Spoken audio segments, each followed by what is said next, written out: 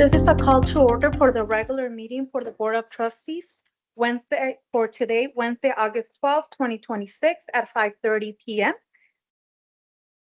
As we begin, I'd like to remind everyone that this meeting will be conducted in accordance with Board Policy 01.45.00, Meetings of the Board and Robert's Rules of Order. Our attorney, Brian Kupman, will serve as the parliamentarian to ensure the meeting proceeds professionally.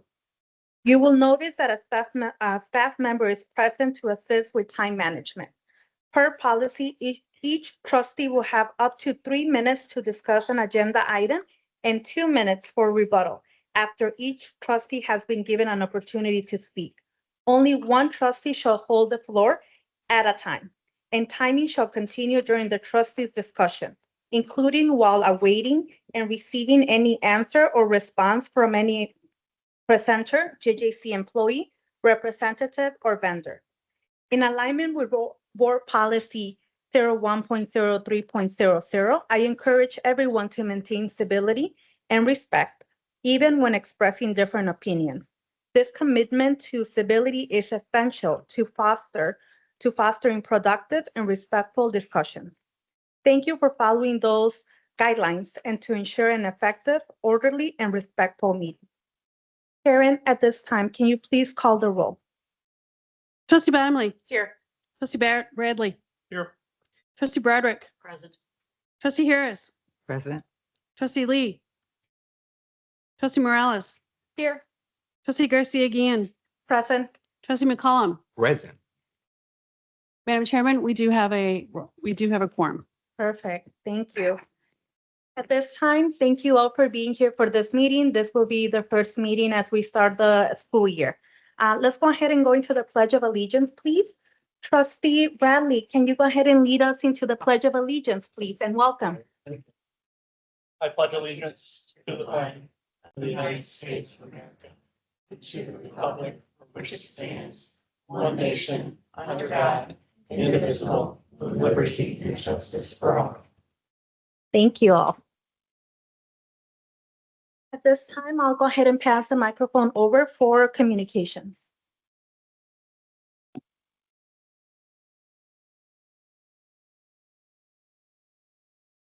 Good evening, Chairwoman Garcia Guillen. Congratulations. Thank you. Trustees of the board and JJC community.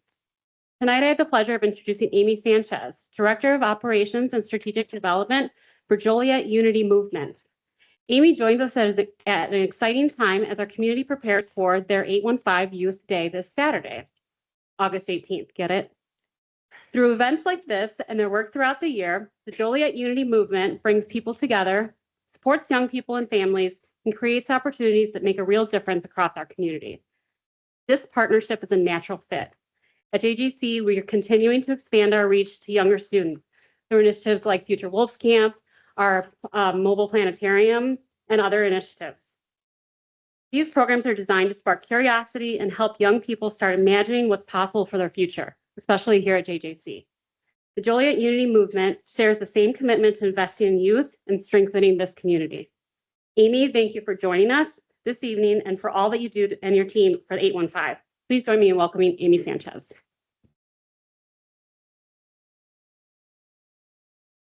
Good evening. Thank you for having us. So we are actually finishing year 12 and kicking off year 13 of Joliet Unity Movement. Started off as a youth organization with justice impacted individuals, all of us from all parts of Joliet and the surrounding areas, to say, wow, how we can improve the pride of our community, as well as invest back into our kids and show them what it is to not just be active participants in our community, but regardless of where you come from and your background and experience, that you can actively participate. Over the years, we've grown from more than just a youth organization doing really fun, cool events that a lot of people participate in. Our first year that we had 815 Day, we had the truancy officer for Joliet Public Schools asked me, Amy, how are you getting this parent out, not just to bring their kids, but also to actively participate. We can't get this parent to register their kids on time for school. And I said, because we show up differently. And that's just the truth of the matter. All of us that form the organization have been impacted by gun violence. I'm a survivor. We have folks that have been incarcerated before and really decided to be drivers of our own futures. And about 5 or 6 years in, we decided we have to lead by example.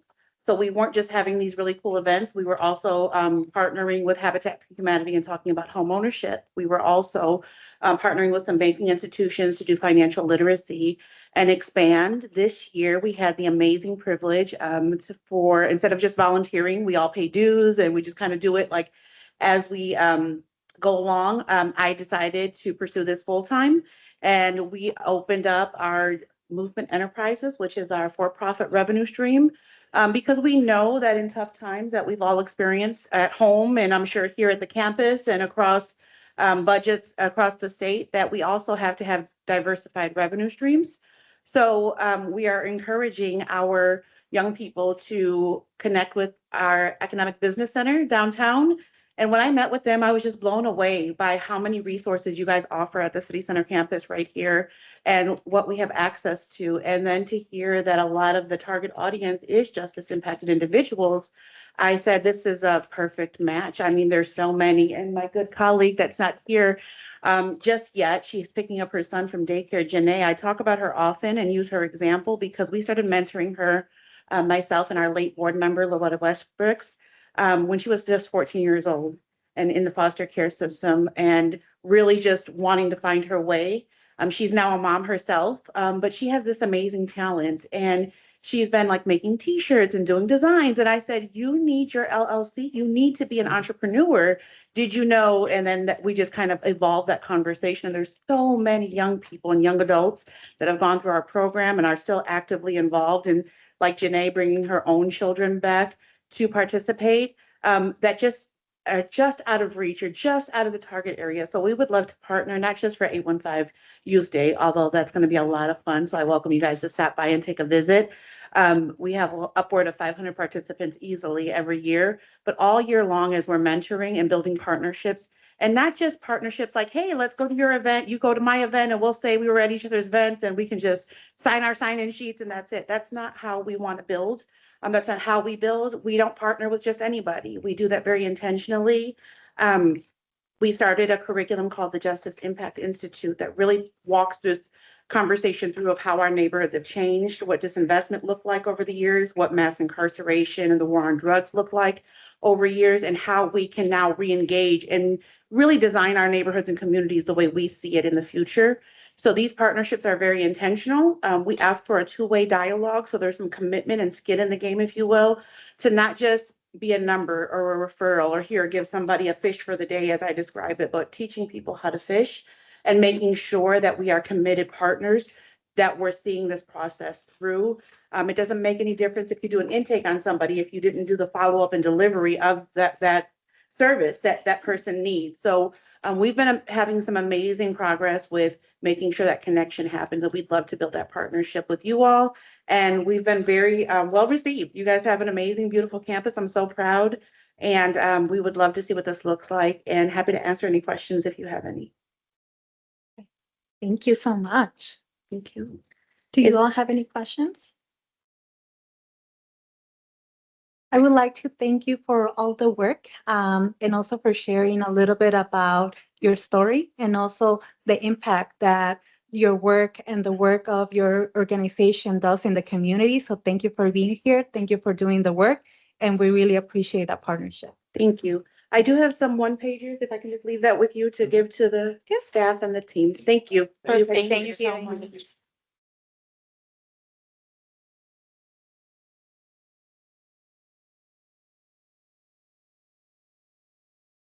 At this time, let's go ahead and I'll pass it over to Dr. Amy Gray for the recognition of retiree Gary Shermer. Thank you, Chair Garcia Guillen, and congratulations. Thank you. Good evening, trustees and JJC community. Thank you very much for the opportunity to offer congratulations to Gary Shermer on his retirement. He has served as an adjunct faculty member for 22 years in the Fine Arts Department. In the Fine Arts Department, he taught studio art courses in the visual arts program. And he really shared his passion for creating art with his students by encouraging them to get out of their comfort zone, to try new things. And he used a variety of mediums. He shared his personal and professional experience as an artist to demonstrate to the students how to believe in themselves and their artwork. So he always has gone the extra mile, not just looking at the student and what they are learning academically, but looking at them as a whole person. He has been a dedicated member of the program in the department, and we wish him well in his retirement. Thank you. At this time, I call for a motion and a second to approve the recognition. Motion to approve. Second. Can I please get a voice vote? All those in favor say aye. Aye. All those opposed say no. Motion carries. Thank you. Next item is going to be 1.4.1, Board of Trustees approval of September as Hispanic Heritage Month proclamation. I'll pass it over to Dr. Carl Brooks. We have the pleasure of having two students here tonight Perfect. that will be reading the proclamation, one in English and then in Spanish. So thank you for your time and your patience as we Perfect. read the proclamation. First and foremost, members of the Board of Trustees and those in attendance at today's meeting, it gives me great pleasure to introduce JJC student Abigail Camacho, who has graciously agreed to read the JJC proclamation, which recognizes the month of September 2026 as Hispanic Heritage Month. Before Abigail reads the proclamation, I'd like to share a little bit about her. Abigail is a 20-year-old Mexican-American student who is passionate about education, community engagement, and cultural representation. She enjoys spending time outdoors, creating music with friends, and playing games with loved ones. At Joliet Junior College, Abigail serves as president of Latino Unidos, vice president of REACH for PTK, and a peer mentor and student ambassador for the Center for Multicultural Access and Success. She is also actively involved in organizations such as the Black Student Union, IDALE, and several other student groups. She's very busy. So we're happy she's here tonight. Through her leadership, dedication, and positive spirit, Abigail makes a meaningful impact on those around her and is a valued member of the JJC community. I humbly present to all of you JJC student Abigail Camacho. Thank you, Dr. Brooks. Hispanic Heritage Month 2026. Whereas citizens of Hispanic ancestry comprise a significant percentage of the residents of Illinois Community College District Number 525. And whereas it is the goal of Joliet Junior College to provide its students with a comprehensive curricular and co-curricular educational experience with consideration given to the contributions of all socially identifiable groups within American history and culture. And whereas the contributions of the citizens of the Hispanic ancestry to the history and culture of the United States are invaluable and abundant. And whereas Joliet Junior College has received the Hispanic Serving Institution designation and is committed to its Hispanic community in the achievement of their educational goals and career aspirations by expanding educational opportunities for Hispanic students in their community. Now, therefore, be it resolved that the Board of Trustees of Illinois Community College District Number 525, Joliet Junior College, counties of Will, Grundy, Kendall, LaSalle, Kankakee, Livingston, and Cook, State of Illinois, hereby proclaims September 15th through October 15th as Hispanic Heritage Month in the Illinois Community College District Number 525, and will raise the Hispanic Heritage Month flag in celebration of its students and community. Adopted this 12th day of August 2026. Thank you. Thank you. Thank you, Abigail.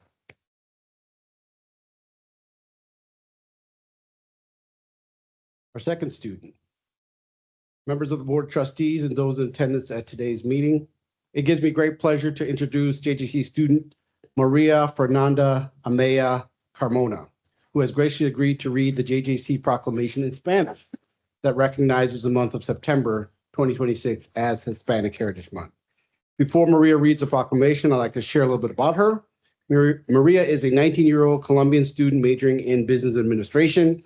In her free time, she enjoys spending time with friends, playing video games, and expressing her creativity through painting and drawing.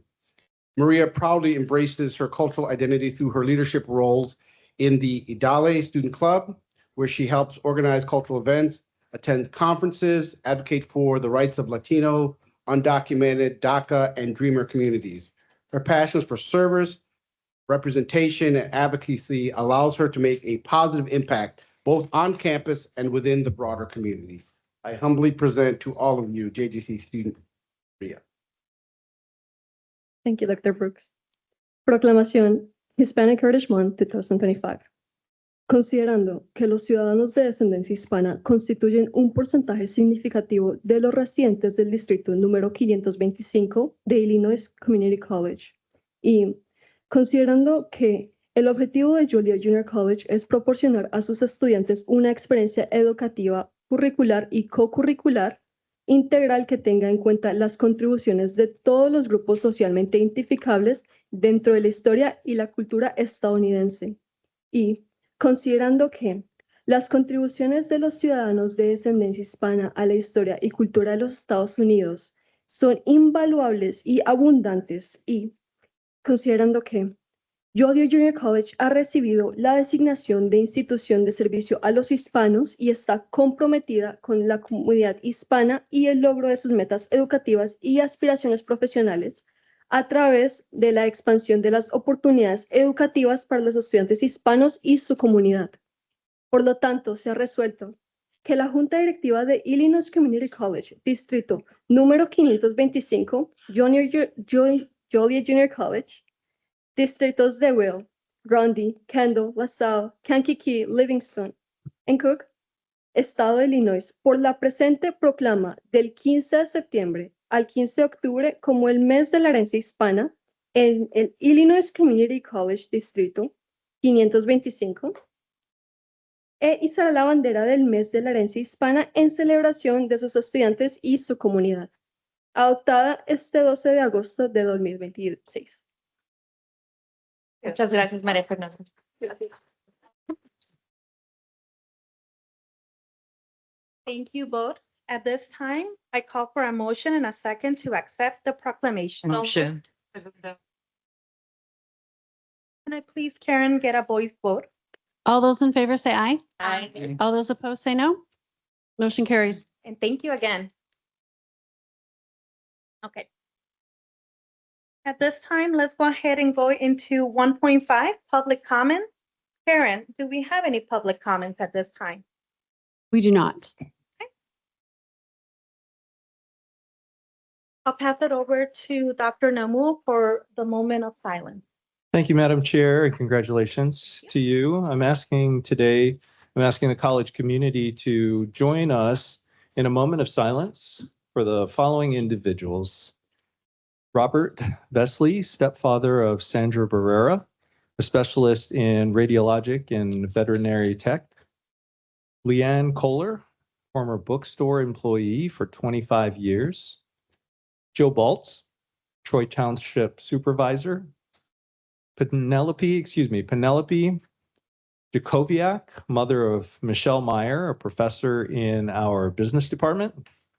And Marie McGrath, mother of Rose Johnson, our administrative assistant for the Dean of Enrollment Management. I'd like to include two people in that, please. Lorenzo Salgado Arapuo in Houston, Texas, and 26-year-old Colombian national Joan Sebastian Duran Guerrero that were also murdered by ICE.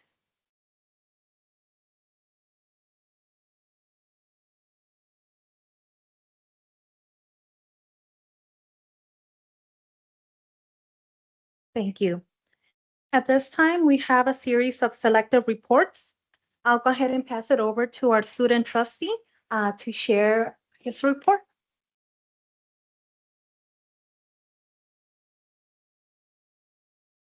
Good afternoon, everyone. Good afternoon. All right. It's been a month since I've seen everyone. Hey. It's been summer, but that doesn't mean I haven't been inactive. I've been keeping my ears to the ground and staying busy. So let's get into it. What we'll be going over today is the overview of the recap of my summer outings and upcoming events for this next month. First of all, I went to a previous leadership conference down in Eastern University for Leaders in Motion. It was part of a trio conference. My main takeaway was it from learning about different mentorship opportunities, different ways how to manage money, and overall had a good time. There was a talent show, and I didn't participate in it, but it was a lot of fun witnessing each and everybody's talents. Secondly, I went on a campus visit with CMAS. It was went to Illinois Institute of Technology, and I gained valuable insight into their different programs, what they offer. I'll definitely be putting them into thought when I select the college to transfer to. Afterwards, we did go to the White Sox game. Now, I have to say this on record. I am no means a White Sox fan. I'm a Cubs fan. Go blue. Yeah. However, you can't deny free food. So that's about it. The upcoming events for this month are the campus opening back up. That's going to be the Wild Weeks of Welcome. There's going to be including a block party. There are going to be many people greeting you around campus, making sure that you're well greeted, know where your classes are, and stuff like that. And yeah, thank you. Once again, thank you.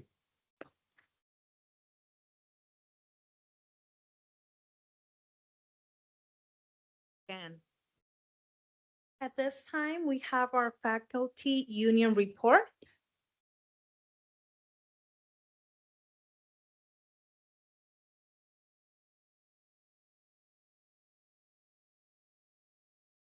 Good evening, great day. Good evening. Madam Chairperson, congratulations on your Thank newly you. elected position. All the Thank best. Trustee Bradley, welcome and congratulations on your appointment. We look forward to your support of the faculty as we continue to deliver the world-class education here at JJC. But you're an alumni, you already know that. All right. Speaking of our students, a special shout out to those who gave up part of their summer break to complete coursework during one of the summer sessions. And I would be remiss if I didn't offer a big thank you to the full-time and adjunct faculty members who dedicated part of their summer break to deliver that coursework. You get to do that, and then they're expected to show up 2 weeks later with a smile for the fall term. So thank you to them. And I'll finish with this. Next week will be great, but the week after that is the best week of the year. We get to see all of our students return to campus, an exciting first week. They return in force. And I want everybody to notice, because it doesn't last for very long, but during that first week, it'll be hard to find a parking spot around this place. And as unfortunately, as the semester goes on, that changes, but that's exciting. Right. And I'll just give you a tip. If you get here about 10 till 7, like I do in the morning, it's not hard to get a parking spot. But at 9, our students are filling the halls, and that's why we're all here.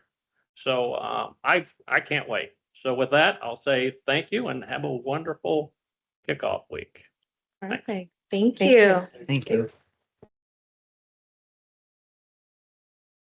At this time, we have the adjunct faculty union report.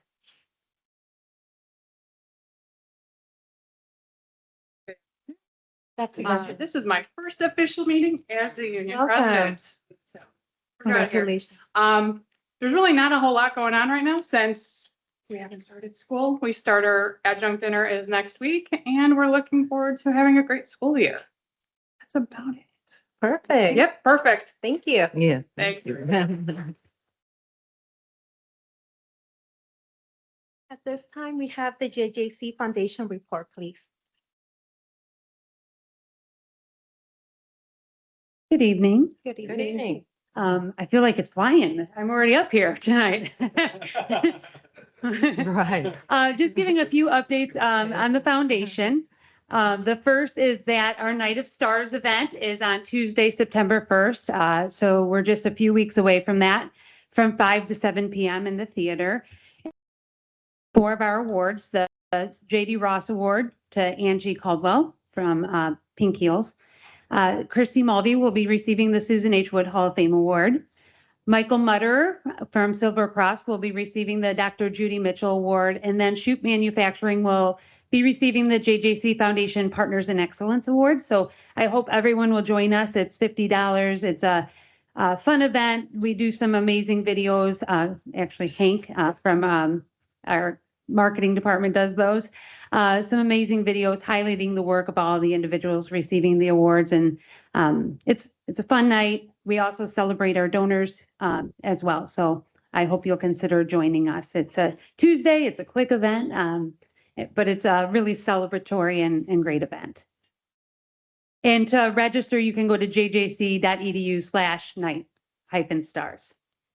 The other thing I want to do is, as you know, the foundation board made the commitment to support student emergency, $100,000 a year over the next 3 years, because we lost some of that federal money and our students are in need. So with that, we made the commitment to start looking for support from our alumni and friends and community partners to support the Student Emergency Fund and help grow that. So once we're through those 3 years, we have some money that we can access to continue to support students. So actually next week, our Student Emergency campaign will be going out. It highlights a student that receives support from the Student Emergency Fund. It will have an envelope that people can give back with a check, or else they can go online to give. And it gives them a fun little sticker to like put somewhere to show that they supported JJC students and help them stay in college. So that's going out next week. We actually are working with a new vendor who gave us a really great deal. So we were able to send it out to 25,000 alumni and friends for a really great price. So looking forward to seeing how that works. We don't normally do back to school appeals. This is an additional one that we made the commitment to do. So looking forward to that and providing you all with an update on how that does. We did make the first payment to the college for the Student Emergency Fund that we had committed to, and we will make the second payment for the spring semester. So Dr. Brooks and his team are actually managing that, and they're doing a great job, and they'll provide reports that I can share with you all as well. A grant update. So we finished the year, fiscal year 26, at just over $12.7 million.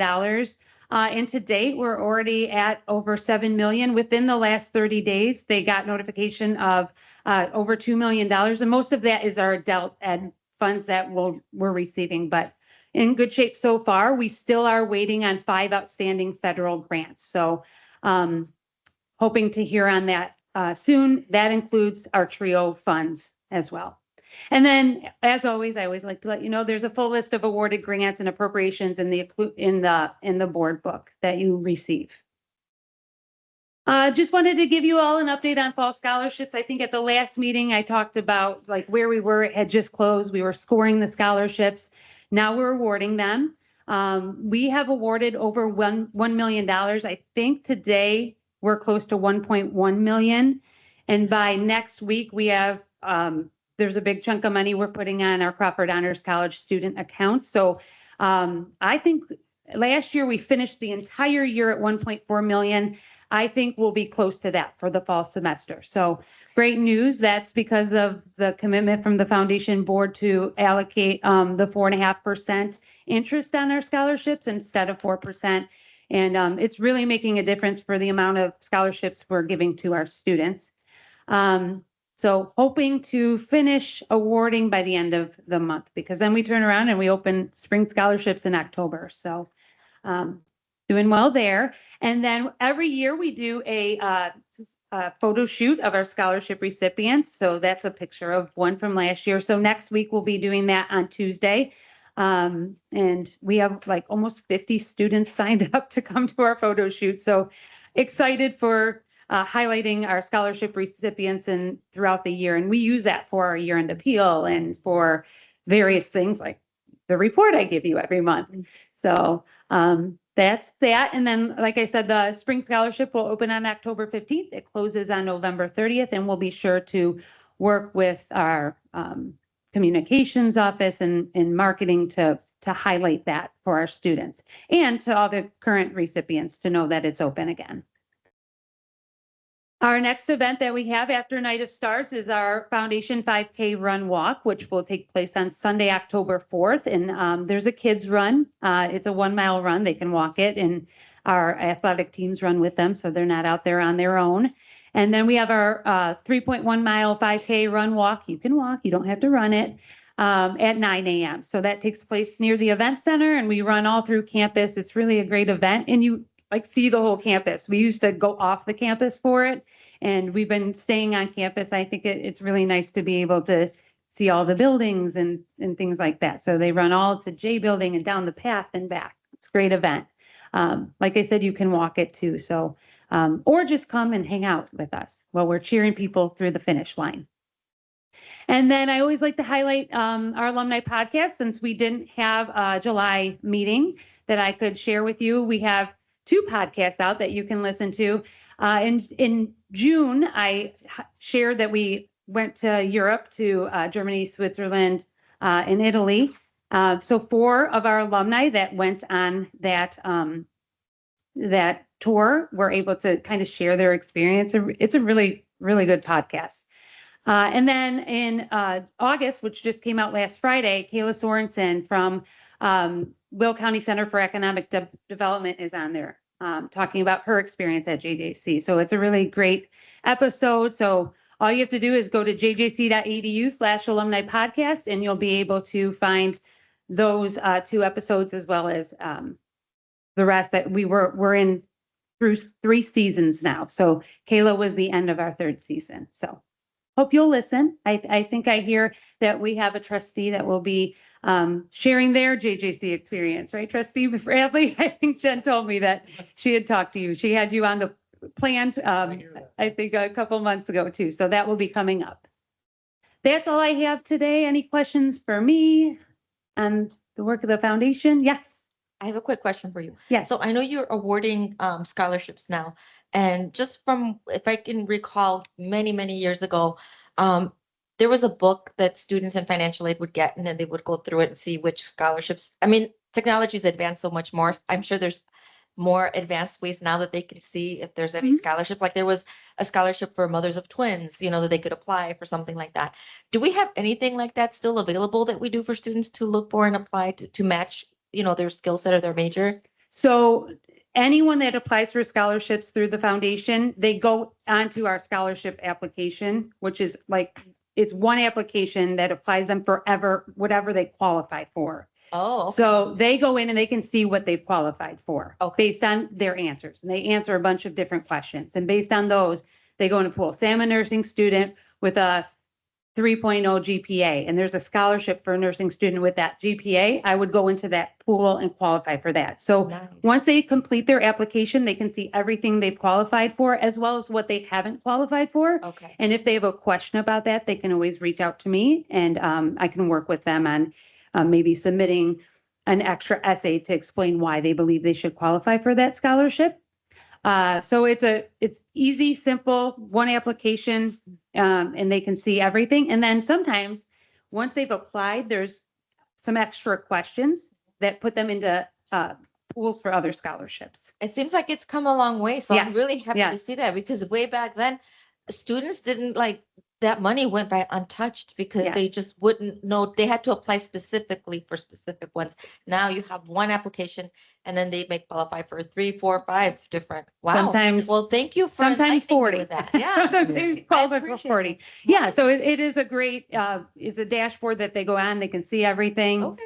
Very simple application. Oh my God. There's a video on the website that kind of talks them through it if they want to see how the application works. So it's very simple process Great. for the students, and we're always there to answer questions if they have any too. Well, thank you. And I know you shared the amount of how much we're awarding so far, Mhm. but can you maybe, do you know how many students, head count, that we have awarded? So far, I think we're around 675 students. We usually end up closer to 800 to 900 students, maybe even more this year based on the different Right. scholarships. So I'll be able to get that number closer to, but I'm thinking it's in around the 600 for now. Okay. Well, thank you so much. I appreciate that. No problem. Thank you. Thank you. Any other questions? Questions or comments? Thank you.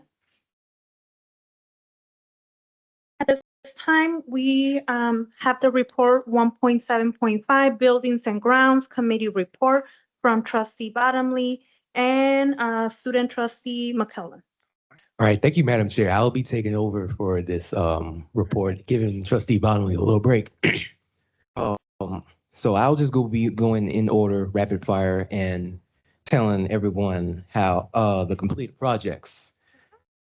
Starting off, the completed projects for so far are the repair bank, the VecTech lab cabinet, solar PV system, T building restroom removal, black box theater, E building heat wheel, 2026 pavement maintenance program, main campus sidewalk and repair, main campus emergency generator replacement. And the other outstanding project from that list was the J building exterior facade, which is 90 to 95% complete. Regarding the Public Safety Institute update, we're just the people under that is trying to get an understanding about what needs to be done for that. Yeah. And facility master plan update is been on pause as of late. They're trying to get a new understanding on the 5 years, 5 to 10 year plan, and just trying to really define what it needs to be going into there.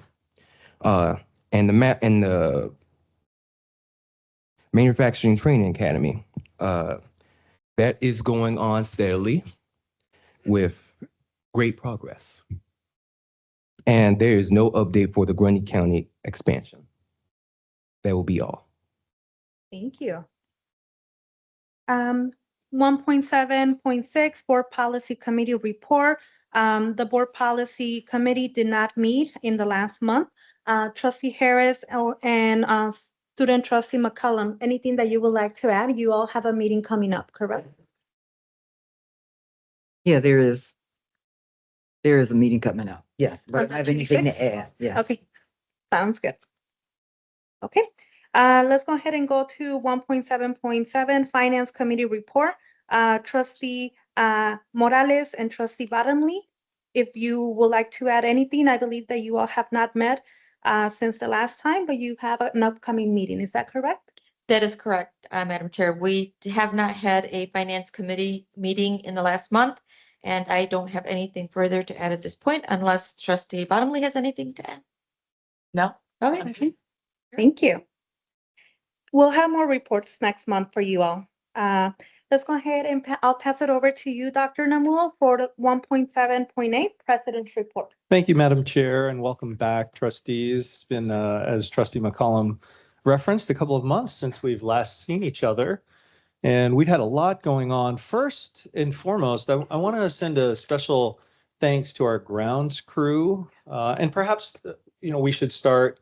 Many of you have recognized that we've got ComEd staging on campus, and they're currently occupying multiple parking lots.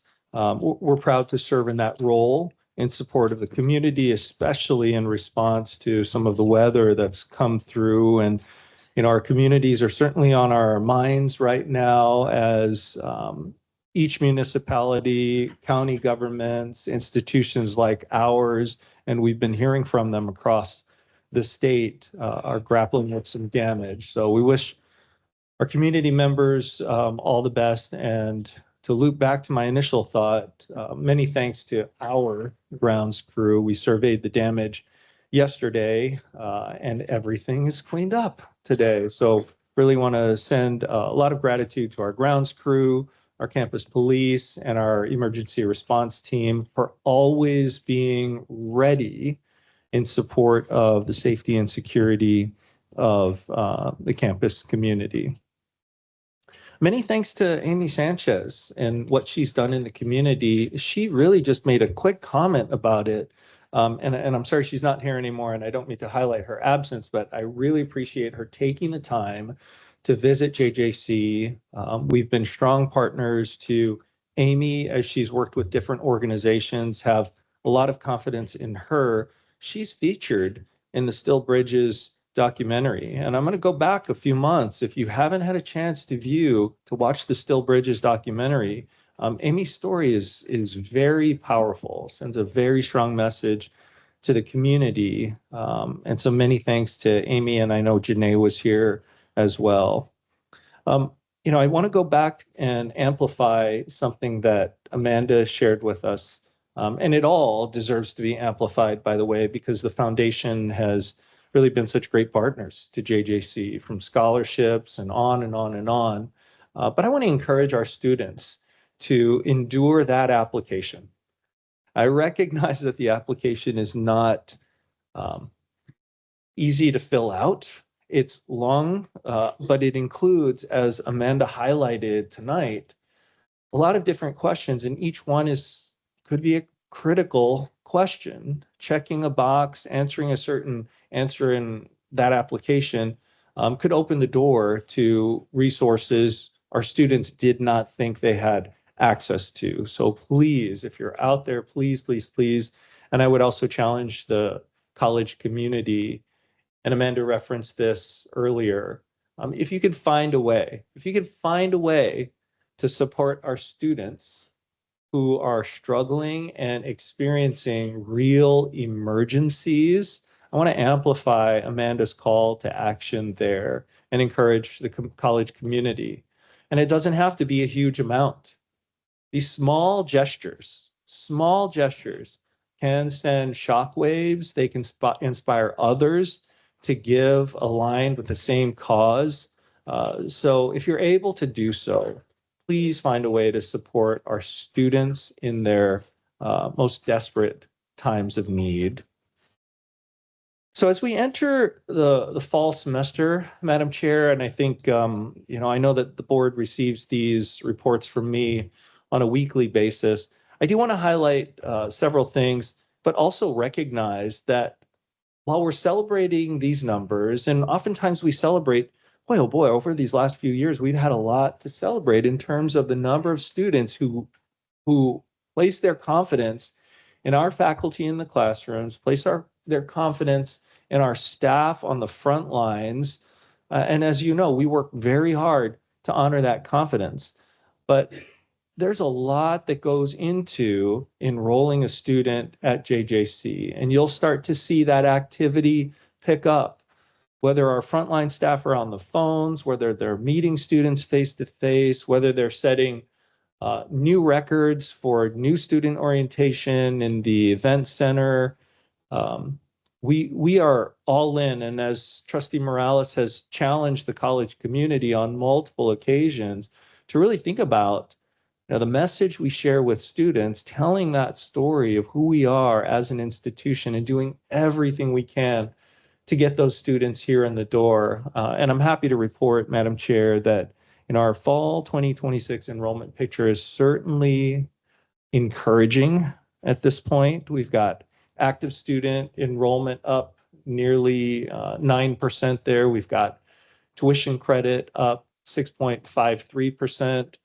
Another encouraging one, and I know this is not that clear, but the second line, as many of you know, is adult basic education and continuing education as well. And that number is very encouraging. We're seeing that population start to come back in numbers that we're pretty happy with.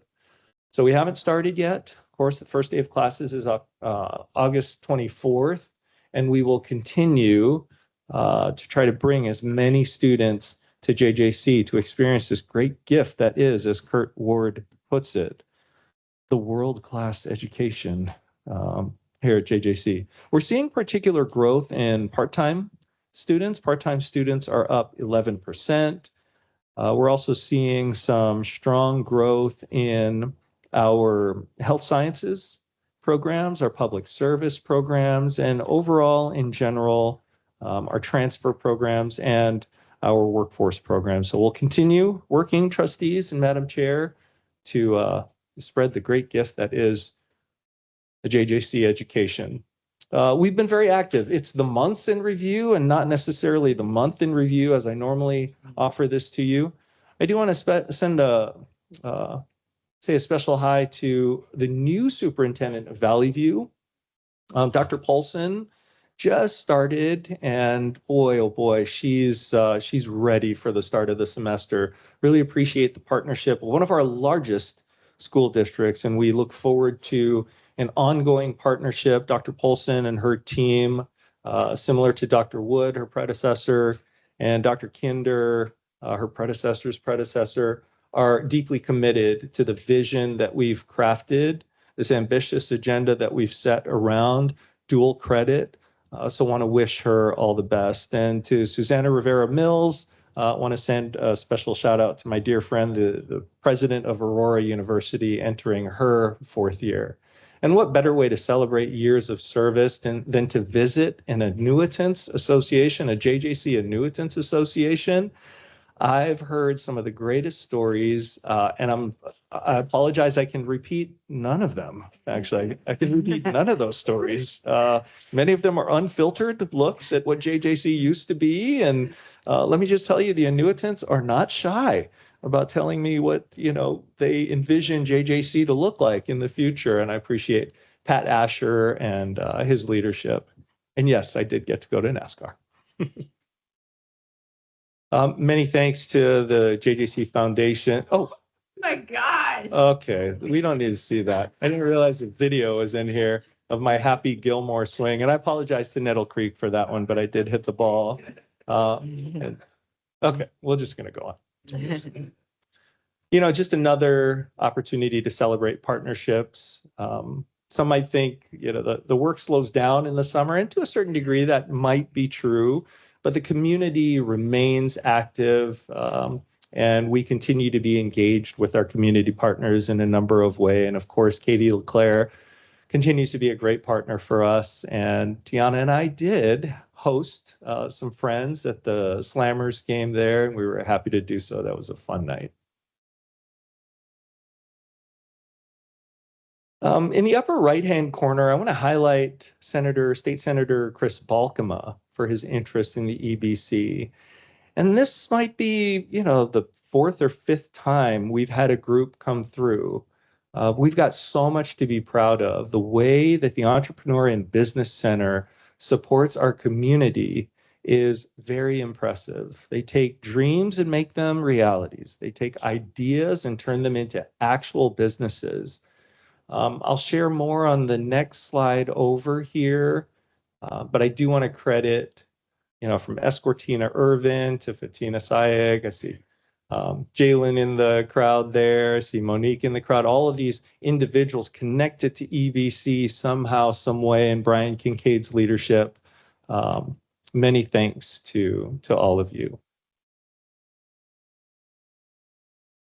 Madam Chair, that is your first official gavel. Shall we watch that one more time? So she didn't know I was taking this video, but this is the first ever gavel of a Latina chair of the Board of Trustees. I thought I'd capture that historic moment and want to congratulate you yet again. And I'm sure many of you at this point, he's a household name, he's a familiar face. He's the gentleman with his hand raised up, taking the oath of office. I want to officially congratulate and welcome Trustee Tim Bradley to the board here. Well, today was an extremely busy day. We started the day honoring, welcoming the man, the myth, the legend. I could go on and on and on. I was fortunate enough to get an invitation to a private reception honoring Senator Dick Durbin. The group organized by the county executive included the mayor and many of our elected officials. You'll also see the deputy chief of staff for Will County in there as well. What Dick Durbin has done for the state of Illinois, what he's done for community colleges oftentimes goes underappreciated because he's done so many different things for the state. But his passionate advocacy for community colleges, my hope is that we were able to tell our story today for the trustees there. And I shared with Senator Durbin some thoughts in the private reception.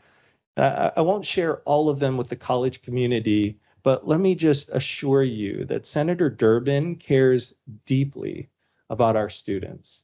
He cares deeply for our growing number of Hispanic students, and I shared some information related to many of our students being forced back into the shadows, being either part of mixed status families and what that's done to those students here at JJC. And I had his attention for a good 4 to 5 minutes and appreciated everything that Senator Durbin said today in that private reception. And then later on, as many of you know, Senator Durbin and his office has allocated $800,000. We've announced that here previously, $800,000 to support the ambitious agenda that the EBC has sent. And I talked to their Chicago director today, Tran Nguyen, and who was also a guest in April, and said what I hope the senator understands and appreciates is the leadership at EBC, despite receiving this big check, still maintains an entrepreneurial mindset, still maintains a startup mentality to stretch dollars as far as they can, to solve problems creatively, not just throwing money at it, and to always focus on the communities that we serve. So again, many thanks to Senator Durbin. Just an incredible way to start the day. And I'll tell my grandkids about this photo right here, left-hand corner. And before I transition, I will offer, and I offer this to the EBC, if you ever get a chance, and this is probably going to be on a podcast or in his biography, Senator Dick Durbin has the funniest story about 2 sumo wrestling chain smokers. That's all I'm going to say. That's all I'm going to say.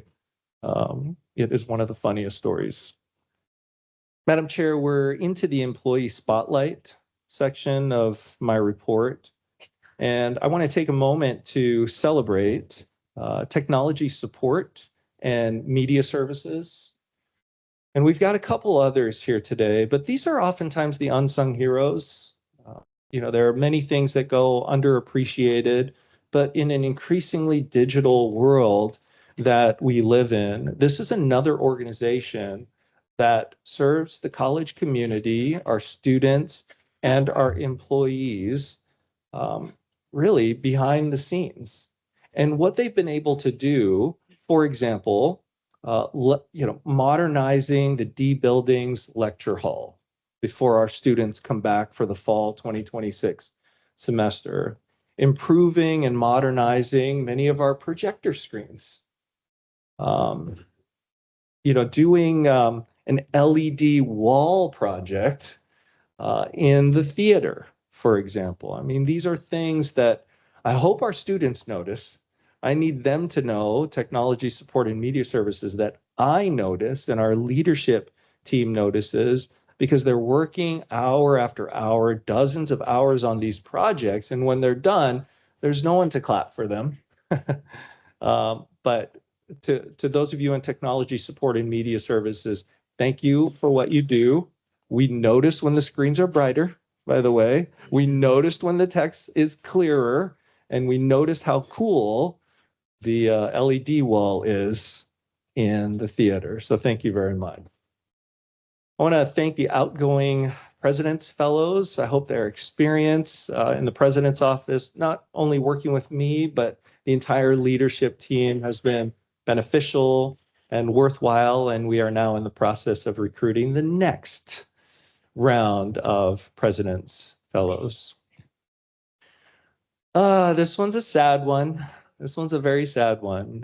For those, and many of you already know this, Kelly Roeder Tonelli chose to leave JJC, and that was a tough decision for her. I won't speak for her, but what I will say is this, that over Kelly's 19 years at JJC, she was connected to dozens of strategic initiatives, key initiatives, and an individual that while out in the public, connected to partners, serving on boards, was always a champion of Joliet Junior College. It is, and I'm going to quote one of you in this room. It's going to be hard to imagine a college without Kelly Roeder Tonelli. And I've shared this with her privately, and I'll share this publicly. We are so grateful for Kelly's 19 years at Joliet Junior College. And many thanks to those who found time to come to Kelly's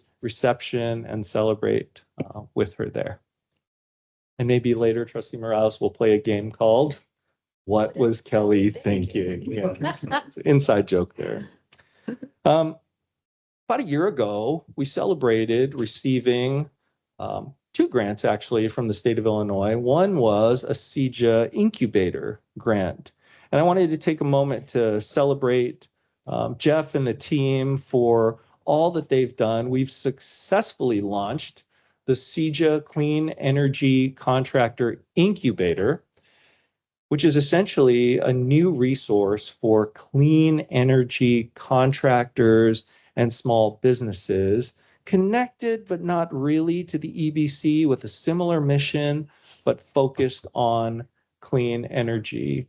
Over the past year, they've completed over 600 one-on-one advising hours in the very first year. They developed a comprehensive contractor education program covering all aspects of business formation, including financials and all of those cool things. They hosted 16 comprehensive seminars for incubator members and have been everywhere all the time. So to Jeff and the CJA team, thank you for your leadership. Madam Chair, in 3 months or so, I'll have pictures. My dear friend, Dr. Scott Tingley, and I posted for pictures with an exceptional student out of the Lincoln Way High School system. This vision that we had, Dr. Gray, 3 years ago or so, as an evolution beyond 12 by 12 by 12, for high school students to complete an associate's degree the same time they complete a high school diploma. We chose Lincoln Way as our partner. And Dr. Renee Goldie, Dr. Scott Tingley have been incredible partners. And when you think about solving complex problems, it takes a lot of creativity.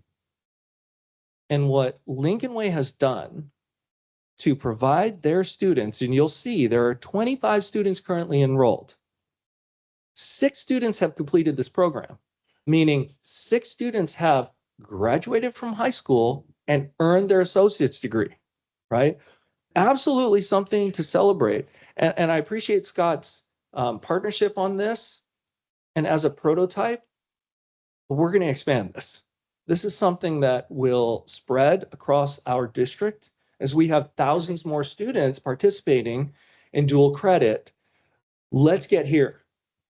Let's get to a point where more high school students are doing not only dual credit from JJC, might include AP credit, might include dual enrollment, where our faculty go there.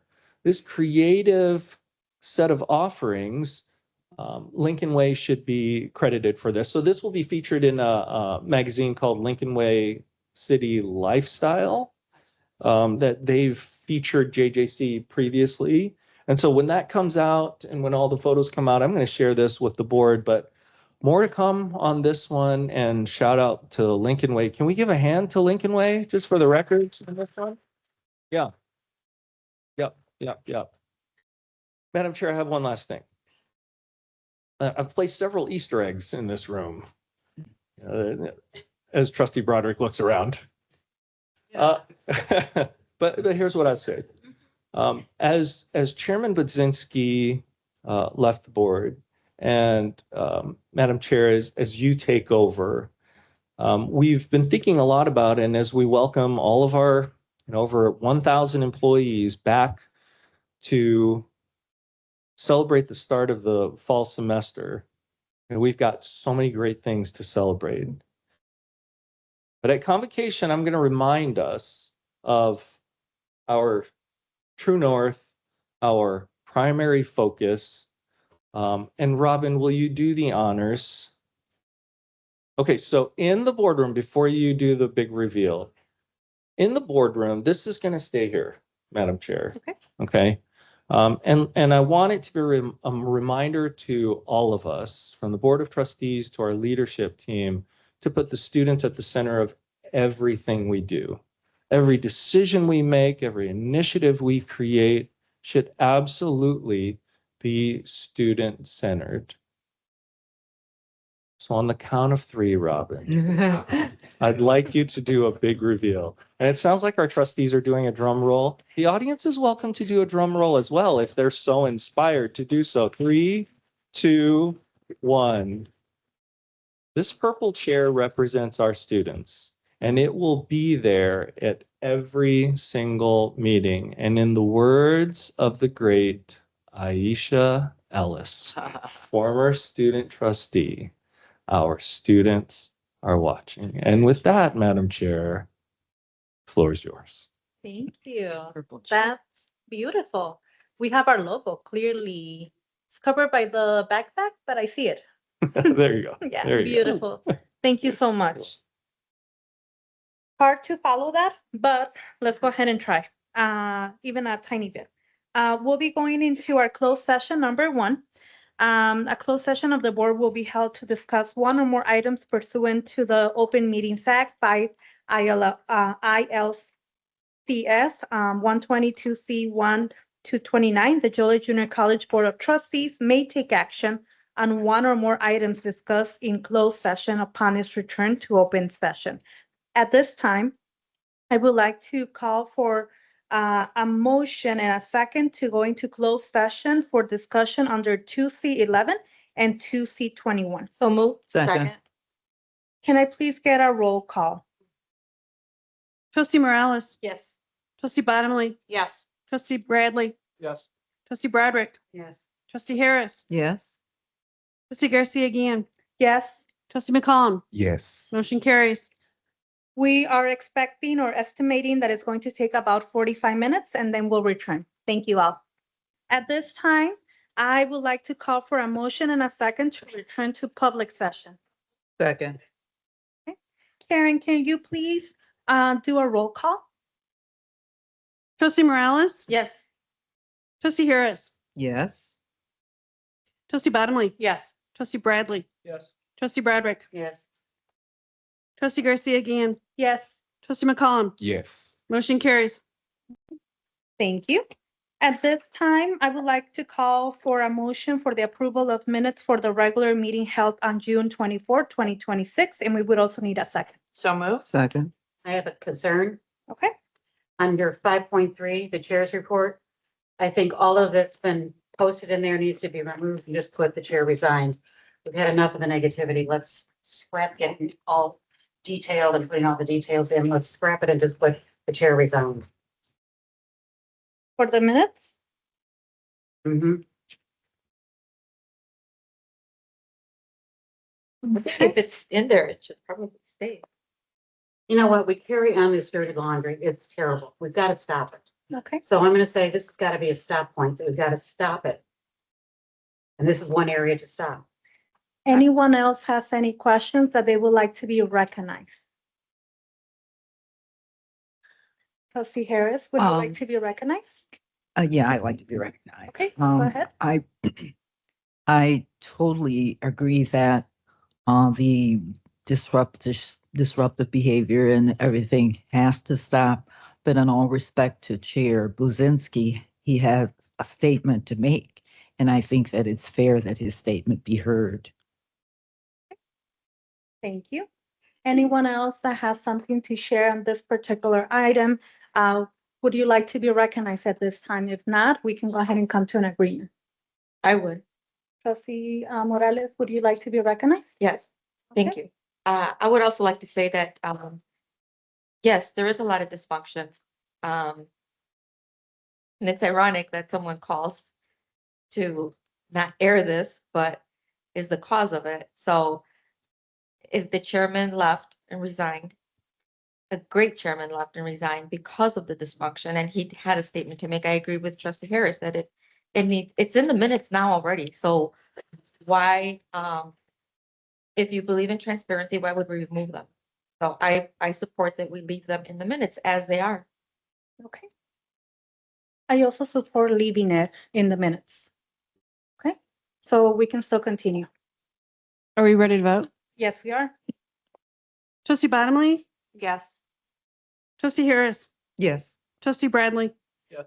Trustee Broderick, No. trustee Morales, Yes. trustee Garcia again, Yes. trustee McCollum, Yes.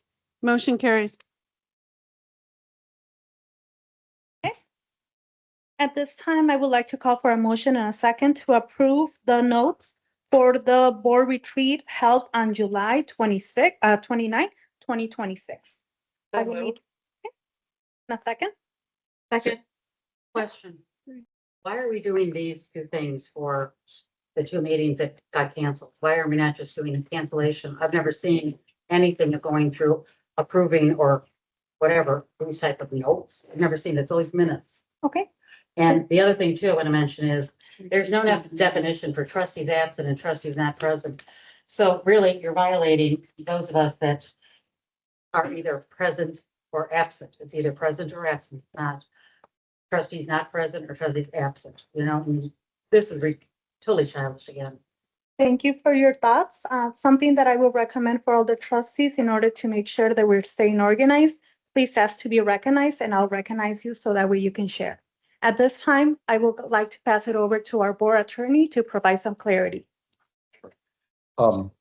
We're just making a record of the fact the meeting was not held due to lack of a quorum. That's why we have quote unquote minutes. So, and the board retreat is an official board meeting.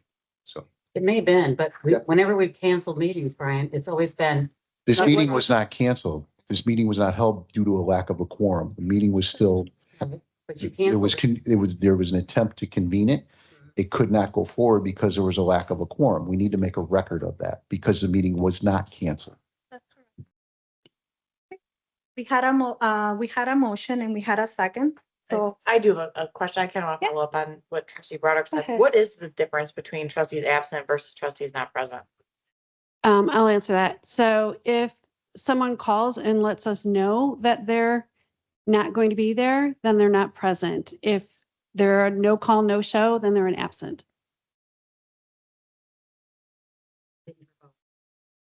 There's no definition in policy that Thank you. identifies that. So we have a motion and a second. We can Ready go for- ahead and vote.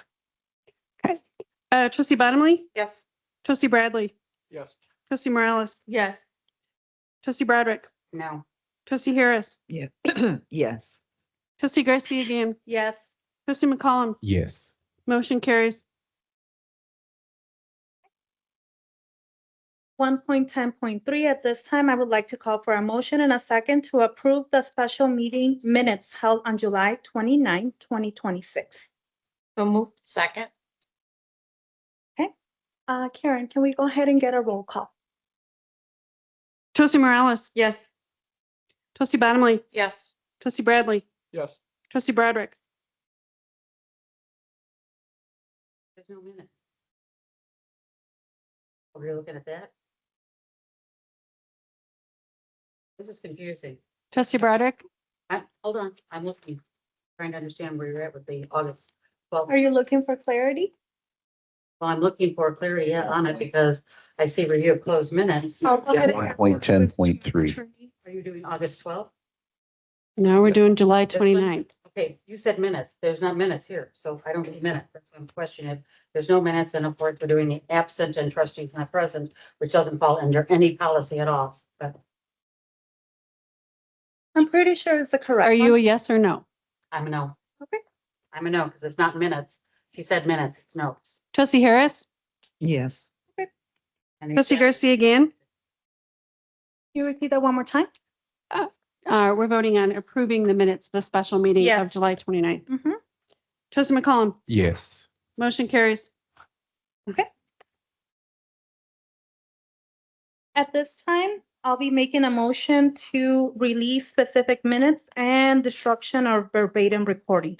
Approval and release of the minutes of the closed session meetings held on 5/15/2024, session number 2, 6/25/2025, August 20th, 2025, session number 1, October 15, 2025, November 12th, 2025, December 10, 2025, January 14, 2026, February 18, 2026, March 11, 2026, and the destruction of the verbatim recordings of the closed session meetings held on 5/15/2024, session number 2, July 17, 2024, August 20th, 2024, session 1 and 2, No, it would just be 2. November 11, September 11, 2024, session 1 and 2, September 25th, 2024, session 1 and 2, October 7, 2024, October 16, 2024, November 13, 2024, session 1 and 2, December 11, 2024, and January 15, 2025, and to find that the need for confidentiality exists for all remaining closed session minutes. At this time, I would like a motion and a second. Motion. Second. Karen, can I go ahead and get a roll call? Trustee Harris, Yes. trustee Morales, Yes. trustee Bottomley, Yes. trustee Bradley, Yes. trustee Broderick, I have some yes and I have some no. So I'm gonna have to say no since you didn't pull them out. trustee Garcia again, Yes. trustee McCollum, Yes. motion carries. At this time, I'm looking at 1.11. At this time, I would like to call for a motion and a second to approve the agenda as submitted. So move. Second. I have a question. Why are we missing anything on the ad hoc committee for the candidates and ad hoc for the president's evaluation? That was supposed to be brought at the next regular board meeting for the policy. Can you, would you like to be recognized so that way you can ask an actual question? What is your actual question, trustee Broderick? I said, why are they missing?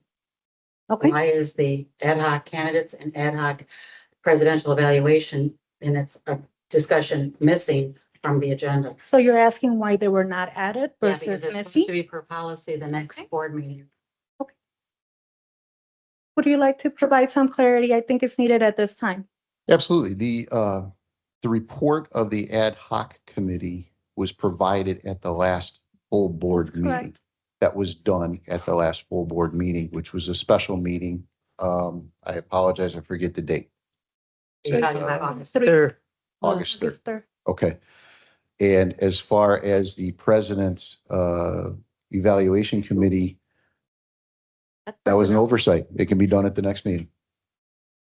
But I Wouldn't that guess- be personnel, Brian? It would be personnel. All you'd report is that you went into closed session and discussed the evaluation. Yeah, but there are questions related to that that we should be able to ask since some of us didn't get to see the evaluation. You all will have an opportunity to get a debrief or provide or get an update. Not at this time, but you will have an opportunity in the future. Okay. We already have a motion and a second. Let's go ahead and do a voice vote, please. All those in favor say aye. Aye. All those opposed say no. No. Motion carries. Thank you. Item 1.12. At this time, I would like to get an approval of I would like to get a motion and a second for the approval of the consent agenda as presented. So move. Second. Are there any items that you all would like to pull? 3.1, Okay. 3.2.6.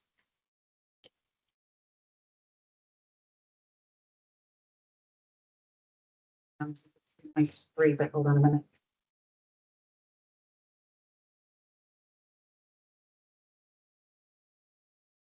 Now we can go ahead. All right. I had one. Okay. What item, trustee Morales? Sure. 3.2.4. Okay. Any other ones that you're pulling? That's all. Okay. Anyone else would like to pull a particular item? No? At this time, I would like to call for a motion and a second to approve the remaining items on the consent agenda. We already We have already it. have. We already have it. Mhm. We just need to vote on it. Are we ready to vote? Let's go ahead and please do a roll call. Trustee Morales? Yes. Trustee Harris? Yes. Trustee Bottomley? Yes. Trustee Bradley? Yes. Trustee Broderick? Yes.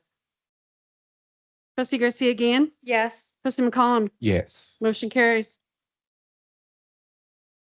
The first item that was pulled was 3.1, approval to pay the listing of bills for the period ending June 30th, 2026 and July 31st, 2026 as presented. We need a motion and then a second. So move. Second. Any discussion? Let me know if you would like to be recognized. Trustee Broderick, Yes. go ahead. Concerns they had on here were on page 3.1 on the June 30th, 2026 bills. I'm looking at a lot of bills that are going for the new logo. So I see a light pole banner with new logo for over 23,000. That concerns me because now I'm looking at, when I estimate all the bills for the new logo, for about 400,000, which concerns me as a trustee since tuition was increased. Then I'm also looking at legal bills still. And I know I've asked for the ability to see retainer A, retainer B, and the hourly, because we're paying hourly. I'd like to see that, and just got the legal bills this afternoon, so was not able to look at that bill, but that does concern me. And I look at Robert Pirelli, which I know what he's doing, but we haven't had an up-to-date update on where the bills are at and the timeframes for the ERP, which concerns me. And then when we go to the next group, I'm into outdoor banners for around the campus. What are those with Crossroads? Is those banners for the new logo or something else? So I don't know what that is. It's almost 13,000. And then I look at JP Architects, which is working on the Grundy County expansion for 195,000. And then I see Lanner Mutual, which is for 5,300. I don't know why, this is like the third bill now I'm seeing from them. I don't know why we're having them, because we also had HKM legal that was on there. I'm trying to figure out, and I put that in my email that you all got, but I'm asking where it's going. And then I do have some questions in regards to repayment, and I don't know if I can ask those now or not, in regards to trustee repayment for conference that they didn't attend, hotel and For that airfare. one, would not be part of the actual item that we have. I'm in just front. asking if it was, how do I ask then? How do I ask about if it's been credited back? Well, It's been go ahead. received. Anything else that you would like to mention before we provide a response?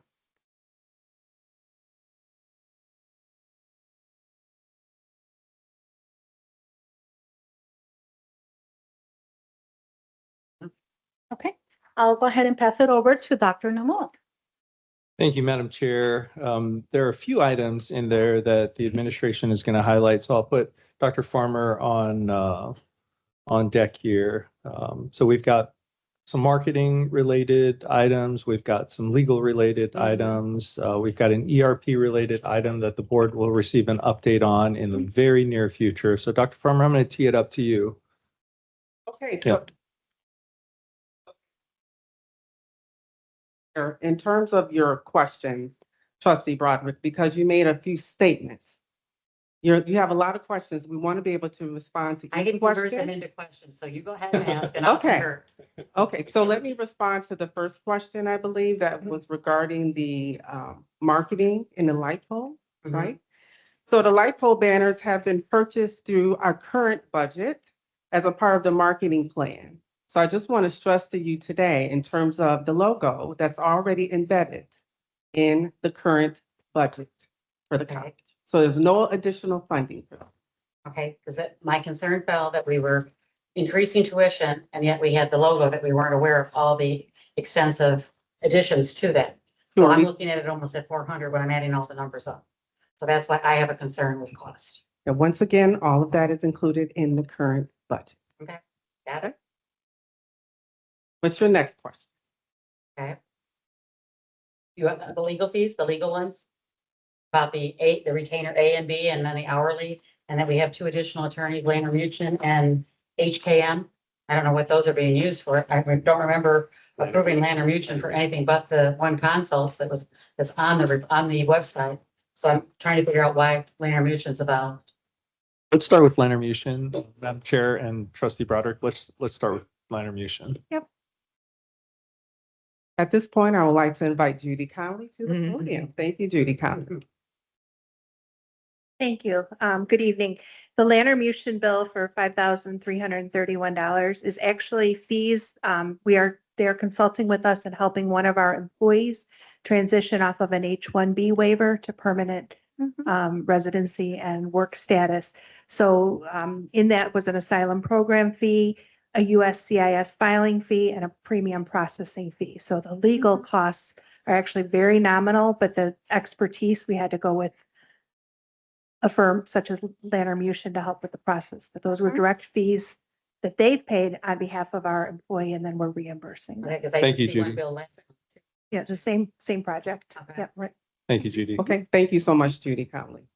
So I believe your next question has to do with Pirelli, our ERP modernization and optimization. I know it's a steady 76,000. Absolutely. But where are we at with costs? Because I'm still on the 2019 situation of when we started it. Where's our cost at? Turn the buzzer off. So I want to stress that in September, we are prepared to provide the board a comprehensive update.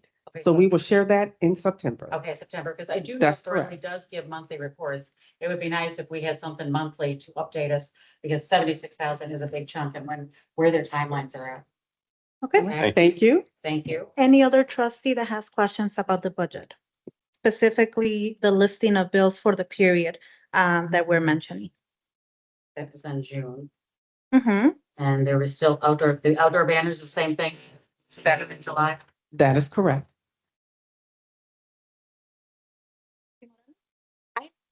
Take a look at all of the bills, but I understand this is part of operations. And if I have a question, usually I email it ahead of time and I get a response, but paying bills is part of any company or school, to have to pay bills every month and to sit here and question things. It's important that we do understand, but we do get reports, and a lot of the budget was given to us in this annual budget book. So we have that. But yeah, thank you. But a lot of this, asking detailed questions is grandstanding, and just to make the public think that, nobody else is asking questions, but we all ask questions. We just don't make a show out of it. Thank you. Thank you, Trustee Morales. Anyone else that would like to be recognized? Okay. Are you ready to vote? Yes, we are. Trustee Broderick, Say something. we're voting on the bills. Oh, I didn't think I made the motion though, right? Oh, you're right. Trustee Bottomley, Yes. Trustee Harris, Yes. Trustee Bradley, Yes. Trustee Broderick, Yes. Trustee Morales, Yes. Trustee Garcia again, Yes. Trustee McCollum, Yes. motion carries. Thank you. The next item that it was pulled was item 3.2.4, contract trainings for corporate and community service. At this time, we will need a motion and then a second, and then we can call discussion. So moved. Second. Any discussion? Let me know if you would like to be recognized. I would. Trustee Morales, you Yeah. may be recognized. Thank you. So I pulled this item because there were a couple items I pulled in advance, but this was one that I wanted to just mention today, in that I had questions about the amounts, and it turns out that it's $15,000 less than what we had previously worked with last year. And this is for a service that the college obtains to help people get trained with, I believe, Forklift. I'm sorry? Forklift Training, yes. And so I wanted to know just a little bit more about it. So it looks like this company coordinated 38 training sessions for 9 different employers, serving 324 participants, an average of 27 participants per month. So I think these things are things that probably the public isn't aware, of how much the community college expands their services out in the community with workforce development and the services that, we give the community. So I just wanted to share those numbers because it was very interesting Yeah. for me to learn that. So I wanted to share that. Thank It was given to me as in a response privately, and I think to the rest of the board also, Mhm. but I did want to share that to the public as well. So that's all. Thank you. Thank you, trustee Morales. Any additional discussion on this particular item? No? Okay, we're ready to vote. Trustee Harris, Yes. trustee McCollum, Yes. trustee Bottomley, Yes. trustee Bradley, Yes. trustee Broderick, Yes. trustee Morales, Yes. trustee Garcia again. Yes. Motion carries. The next item that we have that was pulled was item 3.2.6, Illinois Economic Development Corporation. At this time, we need a motion and then a second. So moved. Second. Discussion? Trustee Broderick? I am looking at the contract of the presidents, which is under 1.03, which says we only pay those things, memberships related to the Joliet area. This is a huge dollar amount, more than we can pay for the ICCTA. And I'm concerned that we're violating the contract because the contract says Joliet only. This is Chicago. So I have a problem with it because I think this should have been brought to us as the board first before any consideration of accepting. And the membership, I think, is pretty high because it says normally it's 50,000 annual membership. So I am concerned about the membership fee and the need for it in violation of the contract for verbiage on 1.03. Okay. I would like to pass it over to Dr. Namo. Thank you, Madam Chair, for the opportunity to highlight, really an opportunity to represent JJC at the state level. Now, in reference specifically, and let me just add a little bit more background for those of you who are not aware, and I'm sure many of you are, the Illinois Economic Development Corporation, formerly known as Intersect Illinois, is charged with attracting businesses to the state of Illinois. It is the most prestigious economic development organization in the state. And I'll have the pleasure of serving with individuals such as the president of the University of Chicago, Northwestern University, the CEO of Constellation Energy, the CEO of NICOR. So it's an extremely prestigious thing, so prestigious that of all 48 community colleges in the state of Illinois, due in large part to the success of our team and many of the things that we've been able to accomplish together.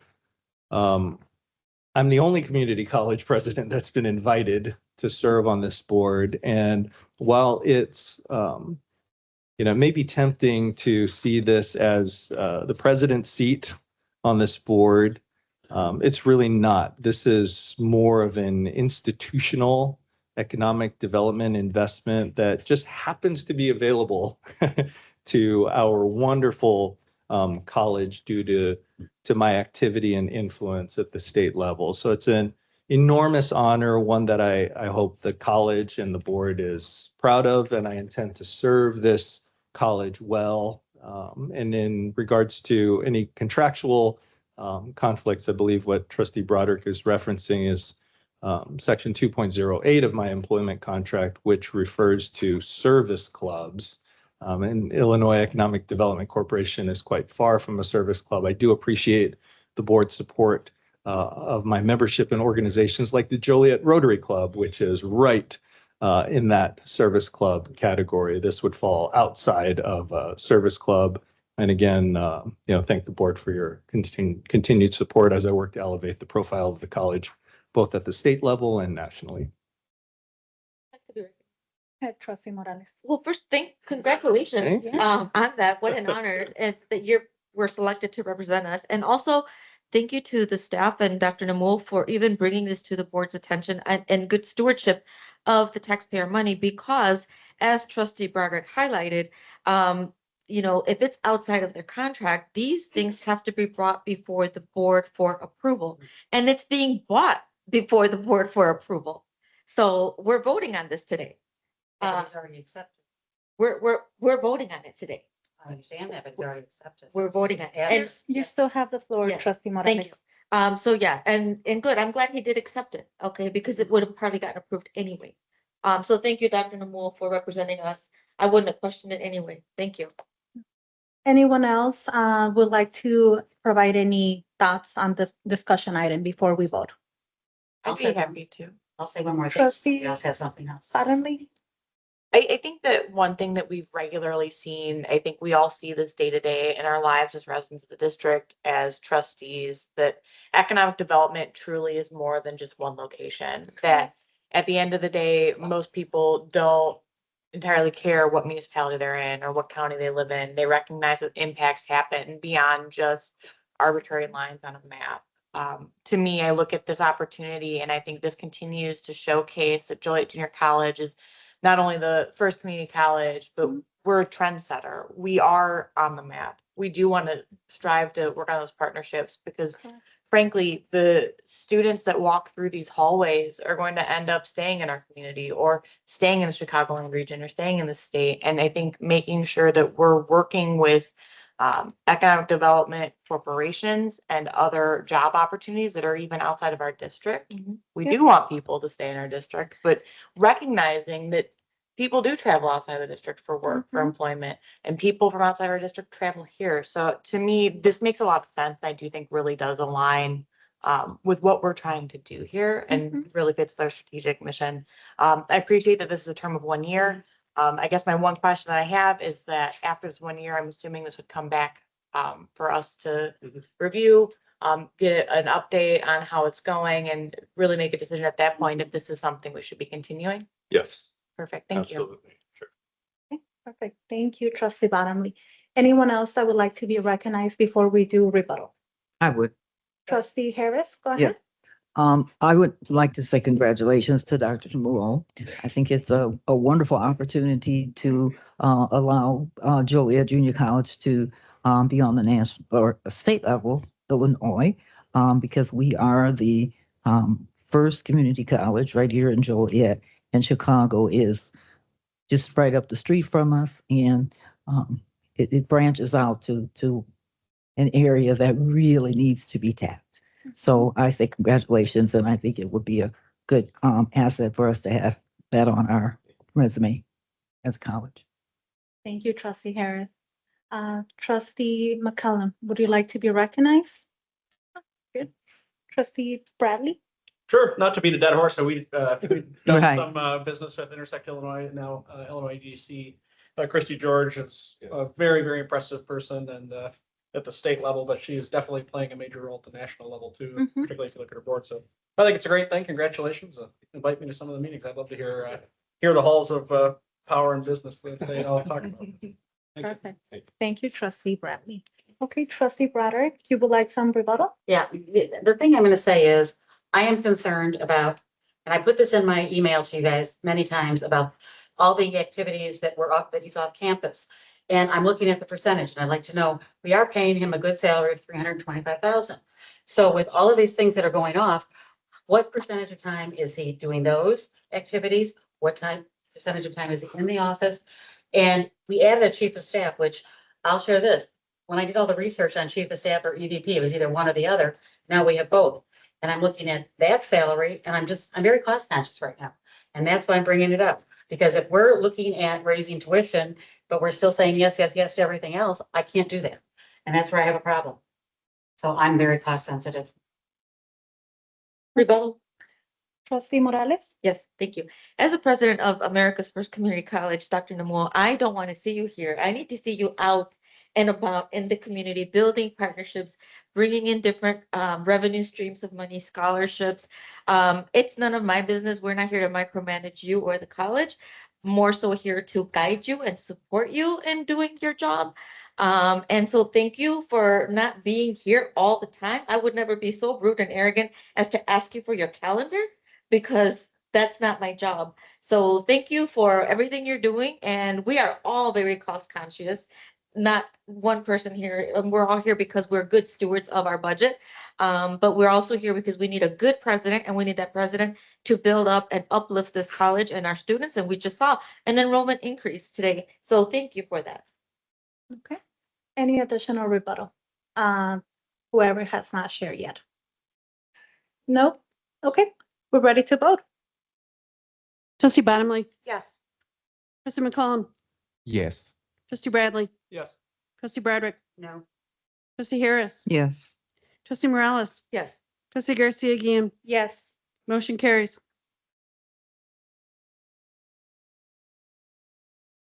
Under, I'd like to make a motion to table the board reorganization to fill the vacancy. We're not even there yet. That's where she's at. nah, you got a little bit ahead. You can mention it in the next few seconds. At this time, the board, the chair would like, well, actually, we still honor that request, correct? So we will still honor it, but we do need a second though. Second. Okay, let's go ahead and do a vote What was the motion for? I'm sorry. to table. To The table 4.2. reorganization to fill the vice chair vacancy. So we have a motion, we have a second, so now we need to vote on it to table it. Can we have a little discussion before? Wait, you can't discuss the table. No, No? Oh, Can I discuss? bummer. Trustee Bradrick. Trustee Harris, Yes. trustee Bottomley, No. trustee Bradley, No. trustee Morales, No. trustee Garcia again, No. trustee McCollum. No. Motion's lost. I'd like to be recognized. there's nothing on the floor. Can I make a statement? No. We have to go to the next agenda item and then we can discuss that. Okay. Which, We can still bring Chair. up the 4.2 item since the motion failed. Correct. Okay, so the floor is now open for nominations for the office of vice chair of the board. I would like to nominate trustee Morales for vice chair. Second. We don't even need a second. Don't I move. would like to nominate myself. Discussion. I'd like to nominate Diane Harris. Okay.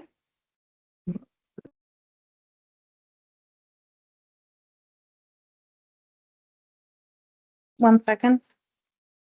Any additional nominations? I'd like to make a motion to close the nominations.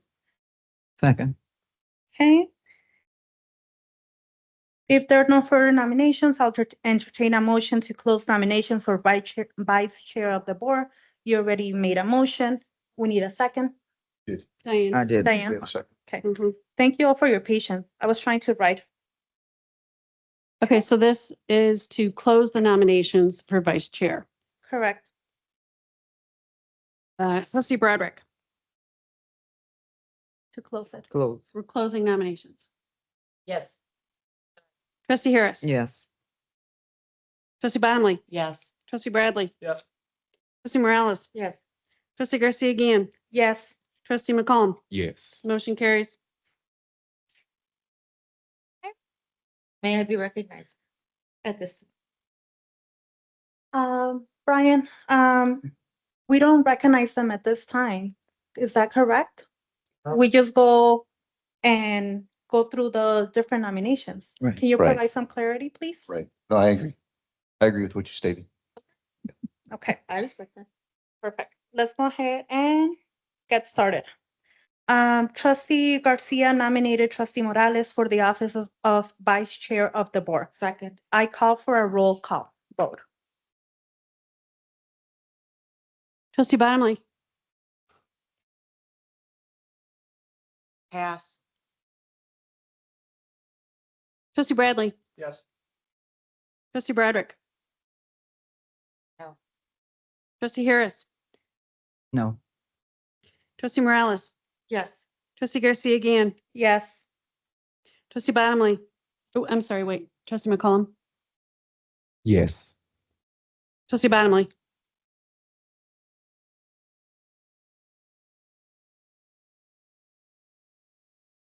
No. the tie.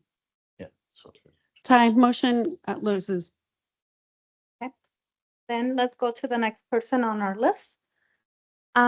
Trustee Bottomley nominated herself for vice chair. At this time, I call for a roll call.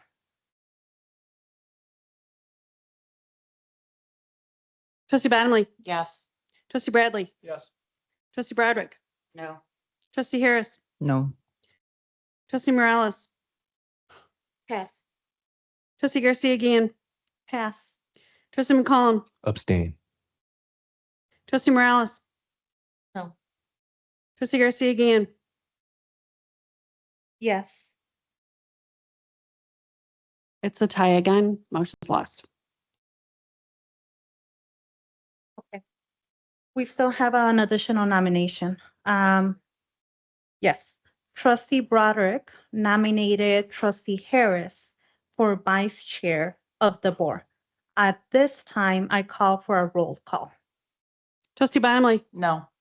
trustee Bradley, No. trustee Broderick, Yes. trustee Harris, Yes. trustee Morales, Pass.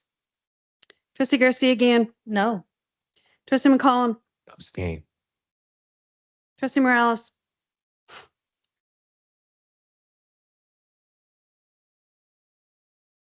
Sadly, not at this time, no. motion fails.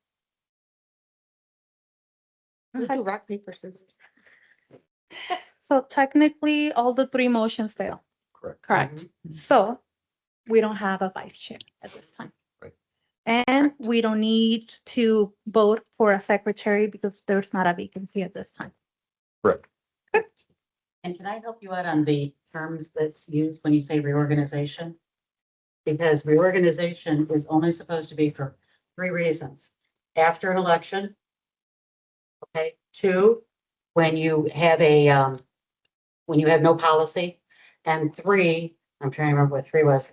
It's supposed to be, you have a new college, when you have no policy, new college, no policy, and the fact that it's after an election. Those are the 3 reasons.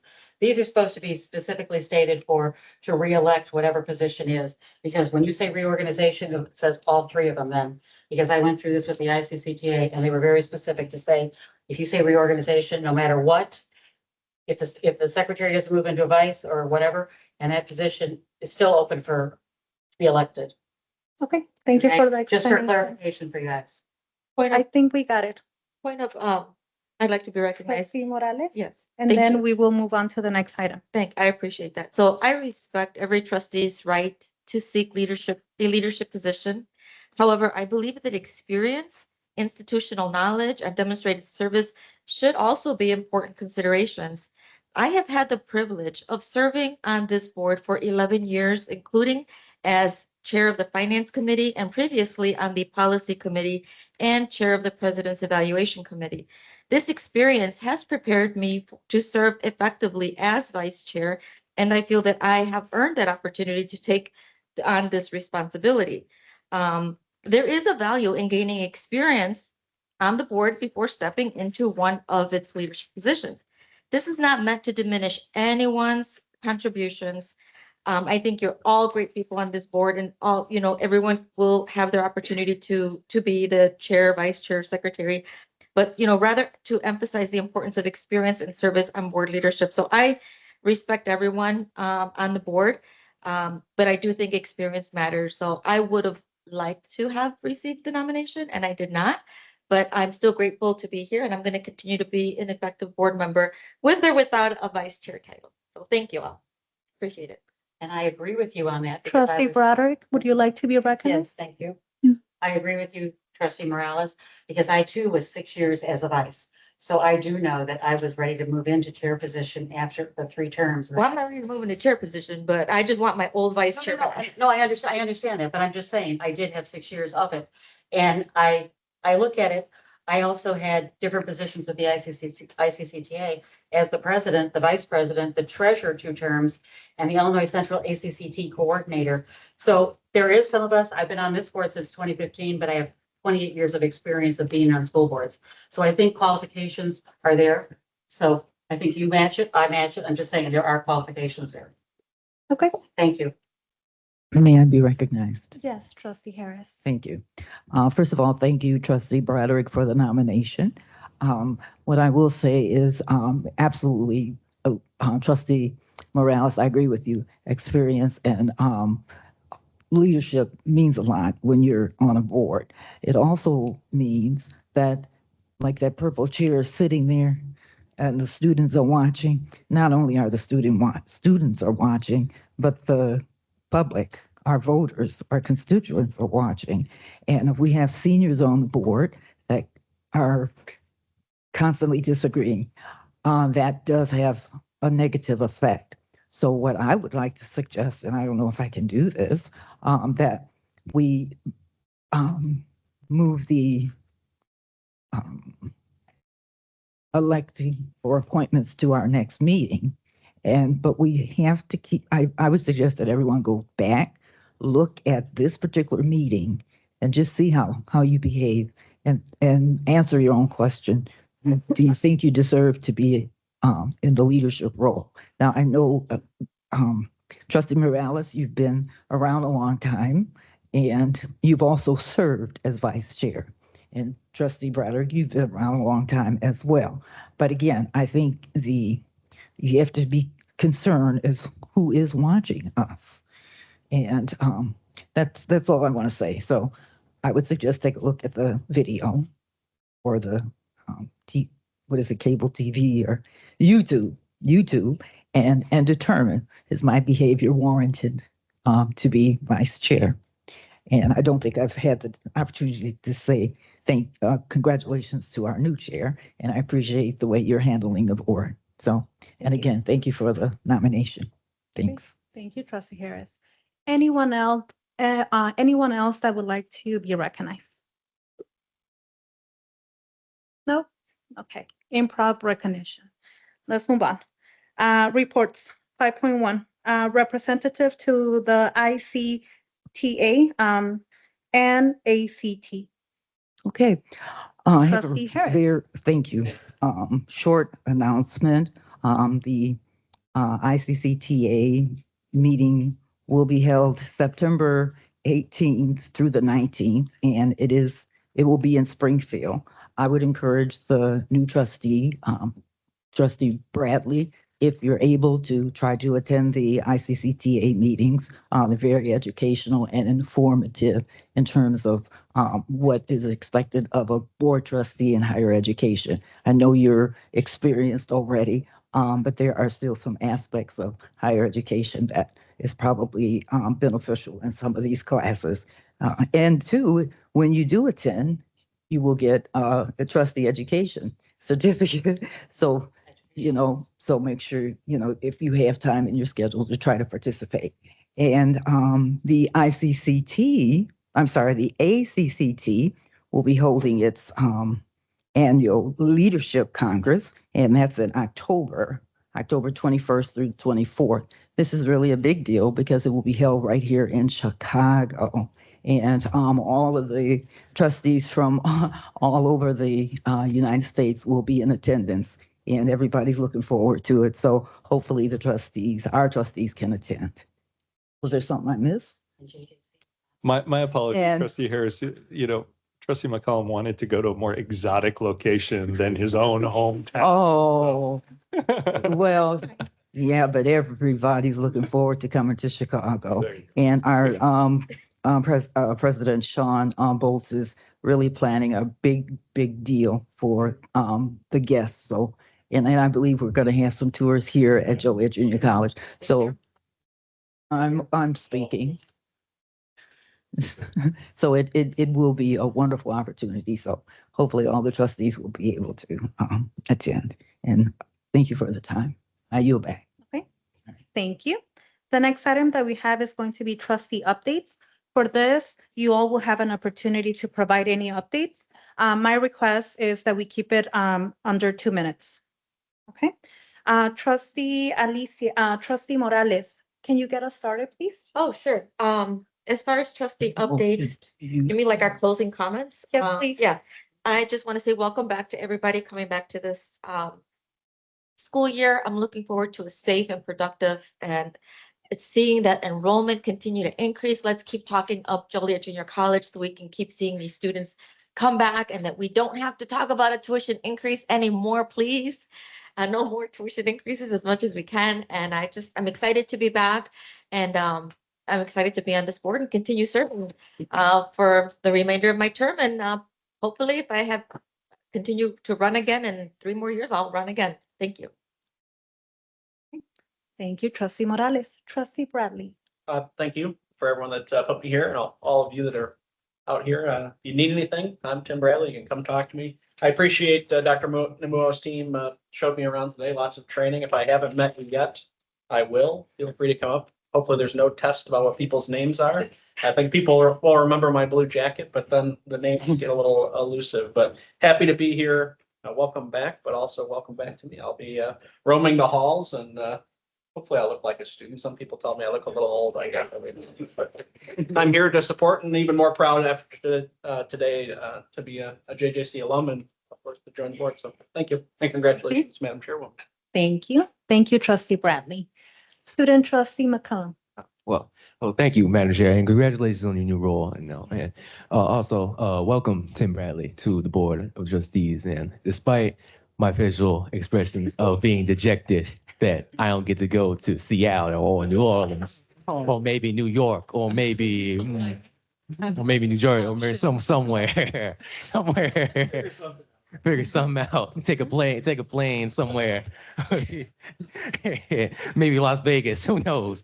Yeah. But I am excited to see other trustees of other colleges and maybe even other student trustees and get their perspective. So, thank you. Thank you. Trustee Harris, anything that you would like to add? I think, did I congratulate Trustee Bradley? I think I did that. Okay, well, and I think I congratulated you and welcome back, students and faculty. So that's it. Thank you, trustee Harris. Trustee Broderick. Tim, congratulations, like I told you that night. But I do have some concerns about the process. It's not about Tim, it's about the process. We have 17 candidates. We have no policy on how to appoint a candidate. There's no board action for us to go from 17 down to 5. And I thought the questions that I looked at were not the questions that I know I put together because they did not get more into what we were looking for to see if there was any agenda with the person. The press release did not state about anything screening. I had some candidates calling me, and I know there were emails that went to Kara, and Kara gave a response that it was because of the Illinois Community College Act, which does not say anything about going from this many candidates down to that many. I think that we definitely did not do that, the purpose of interviewing the correct way. And if you were going to do an ad hoc, I think a phone call should have been made to the 3 of us. And I'll say it was trustee Harris, myself, and trustee Lee as to what was actually going on. Because to us, you guys picked them, you picked who you wanted. I wanted to see rubrics. I don't see any rubrics that could tell me who the next person was. Because typically when a 5th person drops out, number 6 gets put in so that you still have the 5 candidates. That's how it's always done when you're doing things like this. So I do question that, and I do question the fact that we lost probably some good people that were going to run for the April seat, because that would have been a good opener for us to see who was out there. And I think we did a disservice to them. And I'm going to leave it at that. There needs to be a process put in place in policy. Thank you, trustee Broderick. Trustee Bottomley. I really want to say congratulations to Chair Garcia again. I appreciate how you're running the meeting. I appreciate the efficiency and adhering to Robert's Rules of Order. Like genuinely, it makes my government heart very happy as someone who also likes Robert's Rules. So probably lame for me, but welcome to Trustee Bradley. Happy to serve alongside of you. Happy to learn from you. I'm really bummed that I'm not going to run the JJC Foundation 5K this year. I will be running somewhere else. I'm not just saying this because I am here. It is literally my favorite 5K in the community. Like if you want to ever experience like a true community driven 5K that feels so local but well supported, this is it. I think that it organically finds what a lot of other 5Ks are trying to hit. So if you're on the fence, sign up. You have time to train. I'm more than happy to tell you what you need to do to train. I also want to share that in July, I was fortunate enough to take a week off of work and go on vacation to Iowa. I did ride my bike across the state. One of the days is College Jersey Day, so I do not have a Joliet Junior College bike jersey, but I did make sure to wear a Joliet Junior College t-shirt around the town that day. And I have no idea who came up to me and talked to me, but I did talk to a gentleman that was from Grundy County. He comes up, he's like, "Is that JJC?" I said, "Yes, it is."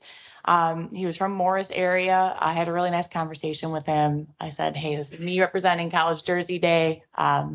It was just a nice time. So even out in Iowa, people recognize JJC. And my last note in my final 14 seconds, we provide every opportunity for folks to be involved, for this entire board to be involved in our selection and appointment process. And if you decide to show up or not show up, that is 100% on you. Thank you. Madam Secretary, Madam Chair, may I have the floor for, or, Technically, we have already done a round. oh, Is there something quick that you wanted to add? yes. Okay. Yes, I just want to say to the candidates that were not selected, that they still have an opportunity to serve on the board by running for office. So I don't want to discourage that. So I just wanted to mention that. Okay. Thank you, Trustee Harris. Thank you all for providing your trustee updates and staying under 2 minutes. I appreciate it. I will provide my first official chair report. So let's go ahead and get started. Good evening, everyone. Thank you so much for still being here. We're going to wrap up earlier than other times, which is wonderful. So yeah, sure. Let's give ourselves a round of applause.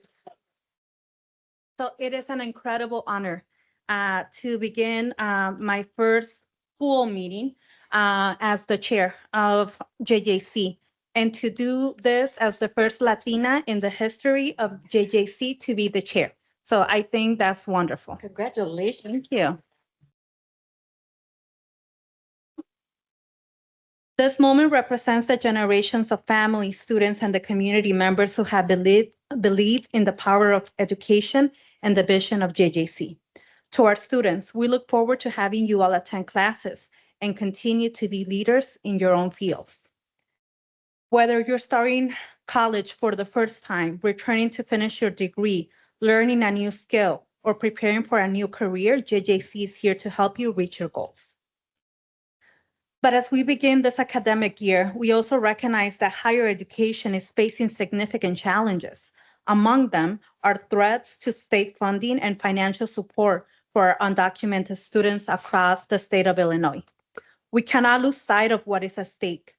Our community college has always been a place where opportunity is meant to be accessible and not limited by a student's background or circumstances.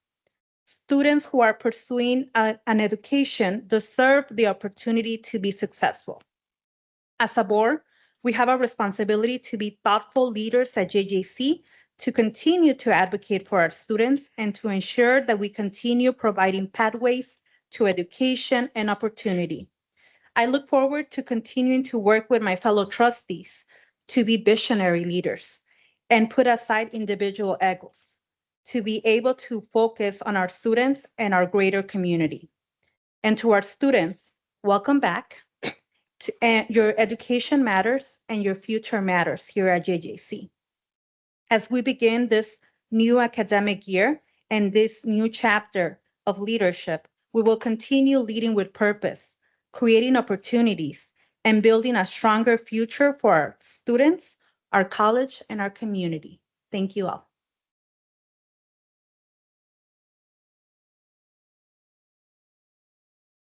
Thank you. At this time, we don't have a closed session, another closed session tonight. At this time, I would like to call for a motion and a second to adjourn this meeting. Motion to adjourn. Second. Can I please get a voice vote? All those in favor say aye. Aye. All those opposed say no. Thank you all. We are adjourned at 8:07.